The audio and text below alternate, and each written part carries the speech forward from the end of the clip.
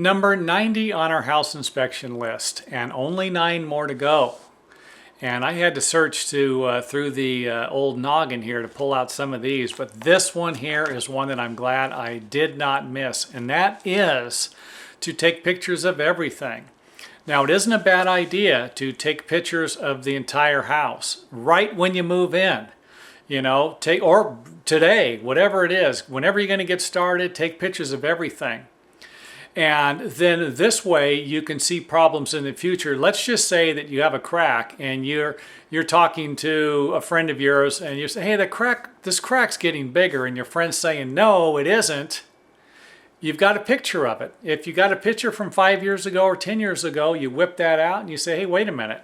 Here it is. You're right. It is getting bigger. It wasn't even there 6 years ago, you know. So pictures are a lifesaver, especially with digital pictures. I don't recommend that you take pictures with a regular camera and you're going to get the film developed. Digital pictures, you can zoom in on them, you can zoom out, you can expand them.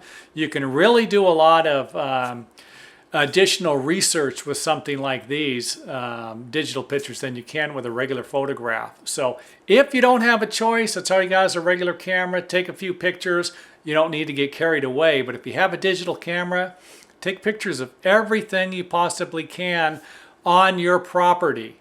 And then later on you can see, hey, wait a minute, this is causing this problem. And again, it could be an education process. You know, you plant a tree in the backyard and you see the tree after about 15 years ruin your patio. You witnessed it. You don't got to listen to what I say. If I say something that sounds kind of corny, you know, and that never happened to anyone you knew, and now it actually happened to you, hey, now you know. You didn't listen to me, and now you got to pay the price. So hopefully that doesn't happen.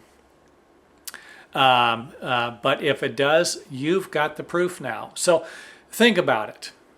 A picture is worth 1,000 words, and there isn't any other way about it. You got a camera, use it. If you don't, get one, because it really can save you a lot of frustration actually seeing something happen. Now, what if you have a crack in the foundation, and in the beginning all you got is a small crack in the foundation? In about 3 years you've got a large crack in the wall. After about 6 years, you've got cracks in your ceiling, and you're actually starting to have problems with the floor. All of this can be helpful.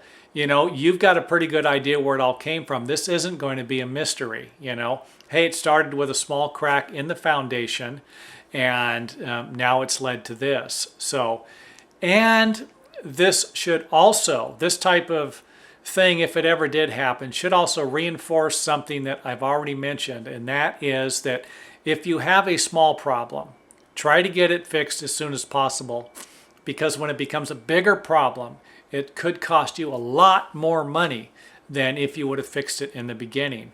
And this foundation thing I'm talking about, it could be as simple as you have a roof gutter that's draining water right next to your foundation, and then you see the crack, and you realize through looking at the house inspection checklist and watching a few of these videos that, wait a minute, this gutter is supposed to be draining away from the foundation.